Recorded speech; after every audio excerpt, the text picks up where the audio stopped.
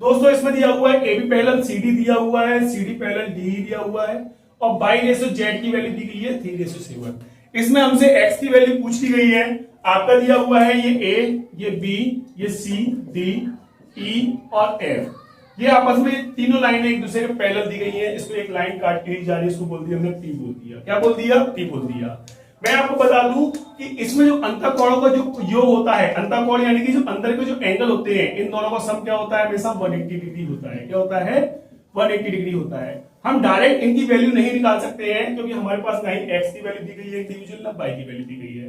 तो इसके लिए हमने क्या किया, जब ये इन दोनों का सम 180 डिग्री होता है, ये पाई की वैल्यू दी गई है, और जब एक तीसरी लाइन जब दो लाइनों को इंटरसेक्ट करती हुई जाती है तो ये एंगल और ये एंगल आपस में क्या हो जाते हैं? इक्वल हो जाती है। क्योंकि ये कौन से एंगल होते हैं? वर्टिकली अपोजिट एंगल होते हैं। यानी कि इसको बोलते हैं शीर्ष विमुख कोण। जो बाई होगा तो बाई यहां भी होगा, दोनों एंगल सेम हो जाएंगे।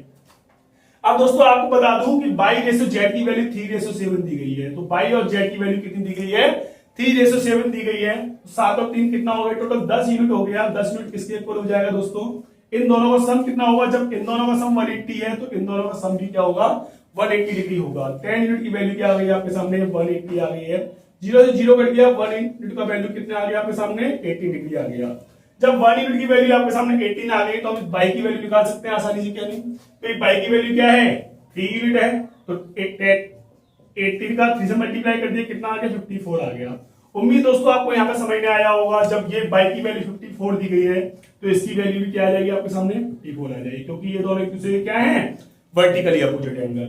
जब इसकी वैल्यू 54 आ गई है और इन दोनों का सम कितना दिया गया है? 180 दिया गया है। जब ये कितना 54 है तो बचा कुचा कितना होगा? 126 होगा। क्या नहीं? तो यही हमसे पूछा था, एक्स की वैल्यू क्या होगी? 126 डिग्री आपका आंसर।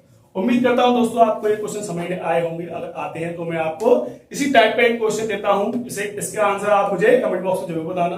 और आपको ये वीडियो पसंद आई है तो मेरे प्लीज चैनल को सब्सक्राइब जरूर करना और उस वीडियो को ज्यादा शेयर करना। धन्यवाद।